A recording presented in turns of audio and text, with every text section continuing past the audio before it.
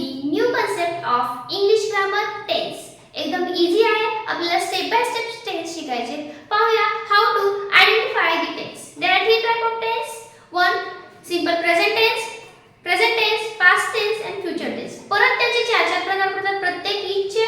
तर आपण आज पाहणार आहोत simple present tense, simple past tense and simple future tense. See right here. Simple present tense. इथे लिहिणार आहे simple past tense.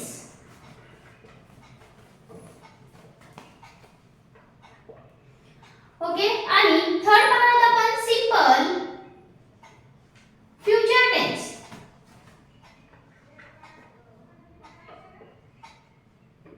पहा हे 3 आहेत. प्रेझेंट टेन्स आपण सिंपल टेन्स आहे, पास्ट आपण आहे आणि फ्युचर आपण सिंपल आहे. आता मी प्रत्येकाचे एक एक्झाम्पल घेऊया म्हणजे तुम्हाला समजेल की काय चेंजेस झालेले आहेत.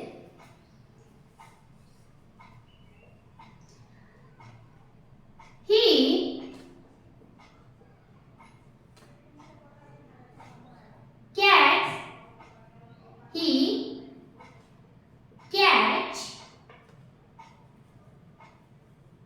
catch a ball. He catches a ball. Catches लिहिले. पाहूया काय डिफरन्स आहे. याच्यामध्ये काय येईल मग? He catch चा सेकंड फॉर्म होतो caught. Caught a ball. मग इथे काय येणार आहे? He will catch a ball. Okay. He catches a ball. She caught a ball. She will catch a ball. बघा इथे मी catches घेतले, इथे caught घेतले, यात catch घेतले. हाच ह्याच्यातला फरक आहे. आणि याचाच वापर करून आपल्याला हे सेंटेन्स ओळखायचे किंवा आपल्याला तो सेंटेन्स कसा ट्रान्सफर करायचा हे पण याच्यातून आपण शिकून घेऊया. पहा इथे काय हिला म्हणायचं सब्जेक्ट. ही काय असतो? सब्जेक्ट म्हणजे काय? करता म्हणजे कोण करते. वाक्यामध्ये कुठली तरी ऍक्टिव्हिटी होते मग तो कोण करणार आहे त्याला म्हणायचं सब्जेक्ट म्हणजेच करता. मग हा काय झाला? सब्जेक्ट. त्याला आपण यस ठेवूया. ओके. मग काय? कॅच काय झालं? वर्ब, क्रिया आहे ती.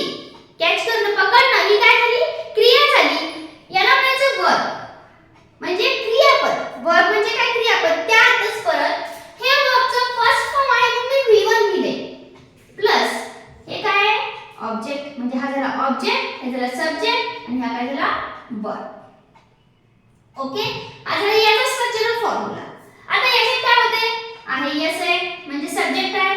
सब्जेक्ट प्लस इथे क्रिया काय झाली? पकडला त्याने बॉल. कॉट म्हणजे काय? पकडला म्हणजे V2 आहे हा प्लस ऑब्जेक्ट. ओके. इथे काय आहे? ही सब्जेक्ट.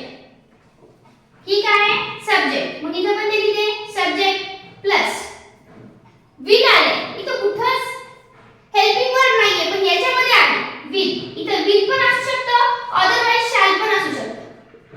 प्लस हे काय आहे? वर्ब. V1 आहे पहा. कॅच इथे कॅचेस आहे कारण ते नंतर सांगते मी. यस प्रत्यय आणि ओ. हा झाला याचा स्ट्रक्चर फॉर्म्युला. आता याच्यामध्ये आपण परत इथे येऊया. पहा आपण सेंटेन्स बनवले त्याच्यानंतर स्ट्रक्चरल फॉर्म्युला बनवला. आता पाहूया याच्यामध्ये काय डिफरन्सेस आहेत ते पाहूया. ह्या डिफरन्स जर तुम्ही पाहिला तर तुम्हाला कुठलेही सेंटेन्स तुम्ही इझी सांगू शकता. This is in the simple present tense, this is the simple future tense, this is the simple past tense. मग ते कुठले ट्रिक आहेत ते घेऊया. काही गोष्टी नोट डाउन करत चला अदरवाइज जे लिहिलं आहे तेवढं जरी स्क्रीनशॉट घेतला तरी तुम्हाला खूप त्याची मदत होईल. पाहूया इथे सब्जेक्ट आहे, इथे subject nothing any change.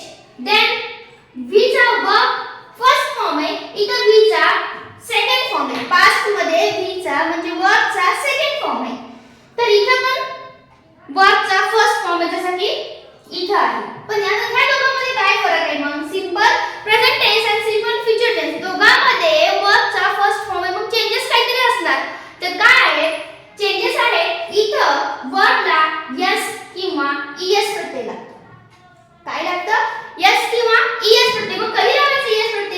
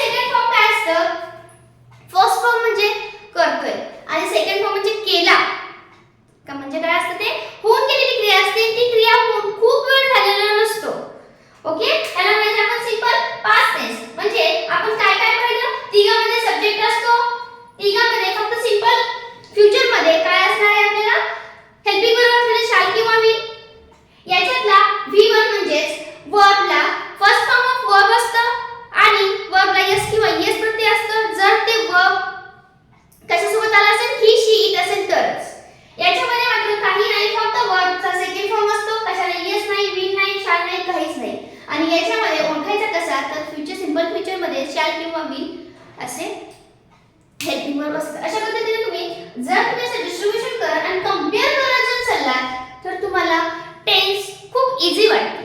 Okay, पहा याचे काही तुम्ही टेन्सचे सेंटेन्स बनवा. एकच सेंटेन्स घ्या आणि ते याच्या तिन्हीमध्ये क्रॉस